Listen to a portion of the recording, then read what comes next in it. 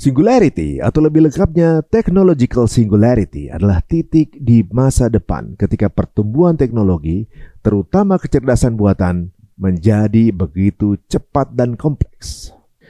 Kemajuan ini bersifat eksponensial, artinya setiap peningkatan membuka jalan bagi peningkatan berikutnya.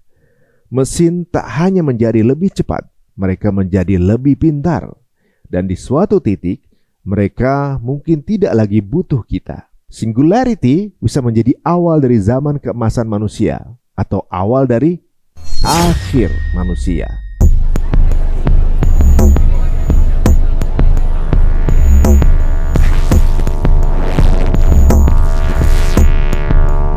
Dari batu yang diasah menjadi alat hingga chip yang lebih kecil dari kuku jari, umat manusia terus mendorong batas pengetahuan.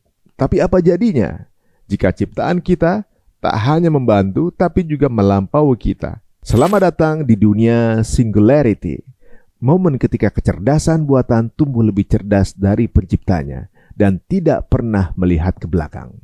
Selamat datang di Beruntung Berita Untung. The technological singularity will radically change the world forever, and it will be the most important event in human history. For example, we could experience 20,000 years of technological progress in this century. Singularity atau lebih lengkapnya technological singularity adalah titik di masa depan ketika pertumbuhan teknologi, terutama kecerdasan buatan, menjadi begitu cepat dan kompleks, sehingga tidak bisa dipahami, dikendalikan, atau bahkan diprediksi oleh manusia. Istilah ini pertama kali dipopulerkan oleh ahli matematika dan juga penulis science fiction Vernor Vinge. Tapi konsepnya mendapat sorotan global setelah Ray Kurzweil, ilmuwan dan juga futuris ternama, menyatakan bahwa singularity bisa terjadi awal tahun 2045.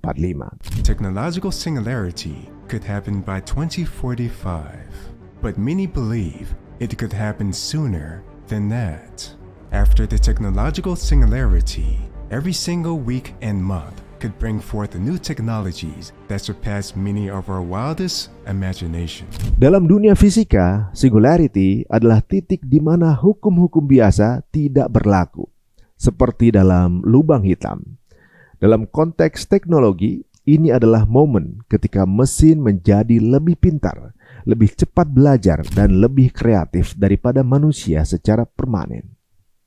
Perjalanan menuju singularity bukanlah loncatan, tapi pendakian. Kita mulai dari komputer pertama yang ukurannya sebesar ruangan, hingga smartphone yang kini bisa memahami perintah suara dan mengenali wajah. Lalu datang machine learning, algoritma yang bukan hanya menjalankan perintah, tapi juga belajar dari data. Dari sekedar mengenali huruf dan juga angka menjadi mengenali wajah, suara, hingga menciptakan puisi. Dalam dekade terakhir, kita menyaksikan lonjakan besar dari AlphaGo yang mengalahkan juara dunia Go, hingga ChatGPT dan Gemini yang bisa menulis, bahkan berpikir kritis, dan bahkan membuat kode pemrograman.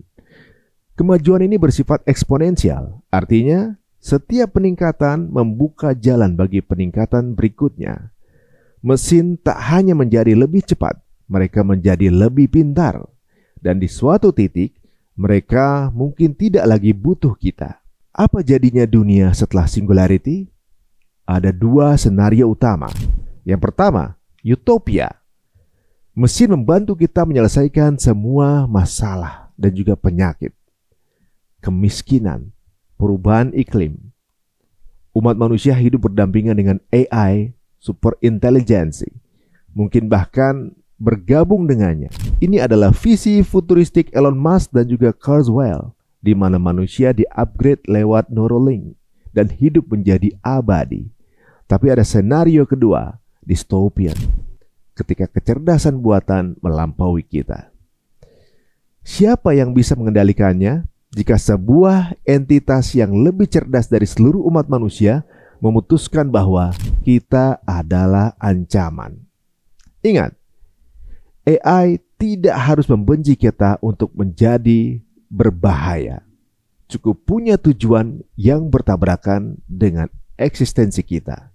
Para pemimpin teknologi seperti Elon Musk, Stephen Hawking, dan juga Bill Gates telah memperingatkan singularity bukan hanya soal teknologi, tapi juga soal tanggung jawab. Karena yang sedang kita bangun bukan sekedar alat. Kita sedang menciptakan sesuatu yang bisa menciptakan dirinya sendiri. Etika, regulasi, dan transparansi kini menjadi isu global. Negara-negara mulai membentuk badan pengawasan AI.